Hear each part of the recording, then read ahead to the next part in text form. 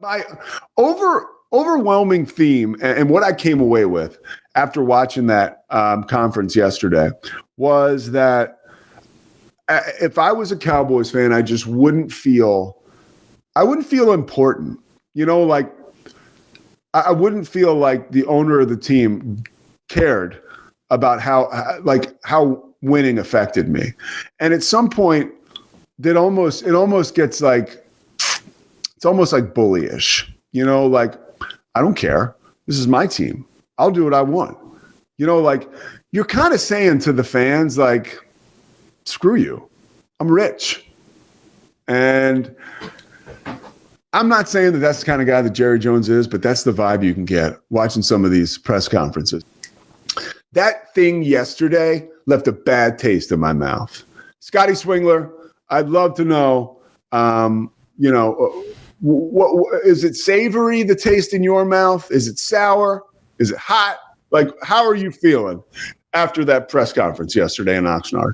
It's just another July in the Dallas Cowboys fandom, Pete. It sounds like you're just now getting acquainted to what it's like to be me for the past 32 years. This is nothing abnormal, by the way. Welcome to the frustration we have been feeling for decades, good sir. Well, give me your takeaways. I know, Obviously we stay in touch and we communicated. Like, what has got you the most pissed? Well, I'm going to go to two things, and one of them is a direct disagreement I have with you. But let me start with an area where, well, they might both be disagreements, actually, based on what you said in your monologue there. One, I do not want to hear a lecture about contract negotiations from the guy who gave the biggest contract in the NFL to the 16th best quarterback in the NFL, according to PFF. I don't want to hear it. And I disagree with what you said earlier. You did not have to pay him that. You should not have paid him that. We should not currently be paying him that. But I've done that rant on this show many times before. Here's the rant, if you'll give me 3 minutes. Oh, go, please. Take all the time you need. This is the rant I have not done on this show before. Pete, I want to play a game with you. Are you ready? The game is guess the player based on quotes from Stephen and Jerry Jones. Here I go. Jerry emotionally saying he has never complained, he has never wavered, he never misses a workout, and he's never quit. He is admired by his teammates, the fans, and the staff. He is a great example of what happens with hard work. Stephen, in lockstep with his father, saying this is a life-changing contract that will change his family's life for generations, including how it would help with his mom's retirement. Jerry caps it off with, this is a wise allocation of our resources, even if there's, quote, less pie left. Stephen adding, we've got enough pie, but he's the priority. It sounds like they're locking in a franchise cornerstone. Who was that player, Pete? Dak Prescott. Jaylon Smith. And this story is wild. So if you have forgotten, Cowboys fans, let's rewind to 2016. Smith is a Notre Dame stud, a Butt-Kiss Award winner, a projected top 10 pick. And the Cowboys gamble on him in the second round because he missed his whole rookie season due to a Fiesta Bowl injury. But in 2018... 121 tackles, 4 sacks, 2 forced fumbles, and a 69-yard fumble return touchdown. In 2019, even better, 142 tackles, 2.5 sacks, 9 passes defended, an interception, a Pro Bowl, and number 61 on the NFL Network's top 100 NFL players. Scouts call him a top 5 linebacker in the league at that point, and he was on a $6.5 million rookie contract, a straight-up steal. So, in 2019, this is not ancient history, folks. He signs a 5-year, $64 million contract, $35.5 million guaranteed. And I'm just going to tell you, Pete, I know what you said a second ago, but at the time, as a Cowboys fan, that contract felt like a no-brainer. Okay. So Jerry and Steven's presser is all heart. They just love him so much. The media is hyping his comeback. Fans like me are dreaming of Super Bowls with Jaylon Smith leading the defense. In 2020, despite some physical cracks beginning to show, he still manages 145 tackles. But the defense struggles. So in 2021, Dan Quinn comes in, the Cowboys drafted a player named Micah Parsons. And after 4 games with 18 tackles on October 5th, 2021, Jaylon Smith is cut. 2 years after cornerstone talk. What just happened? Mike McCarthy says it's a big picture move. It cost the Cowboys a ton of money. The media called it a failed experiment. And bro, it was just 6 years ago he signed that contract.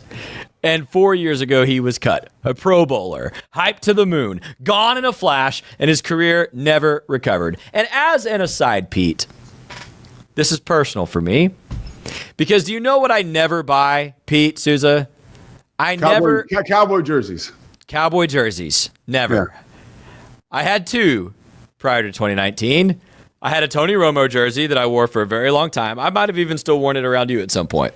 Yeah, I think the Romo jersey you can wear forever, but go ahead. And I had a Marion Barber jersey. May he rest in peace. Oh, yeah. You could actually wear that one forever. So in 2019, Pete, when the Cowboys signed this massive deal with a star linebacker, do you know what I did? I bought the Jaylon Smith jersey. Yeah. And a year later, that jersey was useless to me. So the Cowboys are the organization. It's funny you mention that because I've tried to get like for Christy, right? Like we're going to a Cowboys game. What jersey can I get her?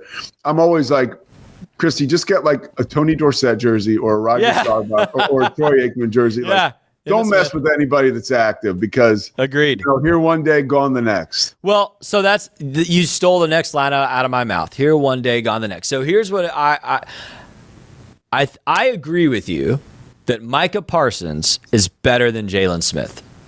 But at the time, Jaylon Smith was damn good. Yes, he was. Yeah. And so Jerry Jones is clearly dealing with some serious PTSD over how much money he paid Jaylon Smith only to cut him a year and 4 games later.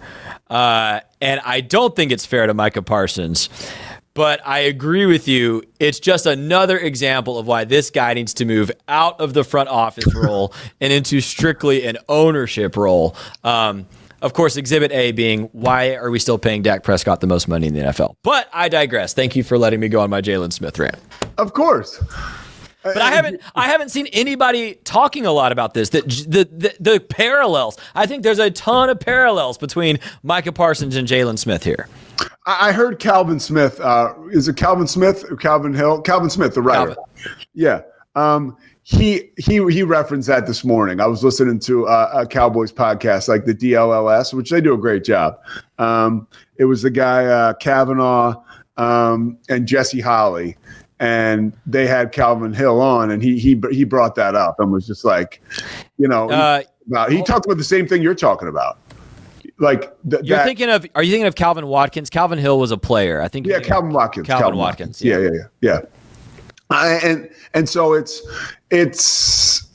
you're probably accurate because he felt the same way. That a lot of this stuff with Jerry is like is PTSD. It's stuff he can't get over. Well, and he can't make up his mind, dude. Like, he wants to go back and forth between giving Ezekiel Elliott a new contract, giving Dak a super friendly contract, giving back in the day, it was Des Bryant. He really gave some friendly contracts.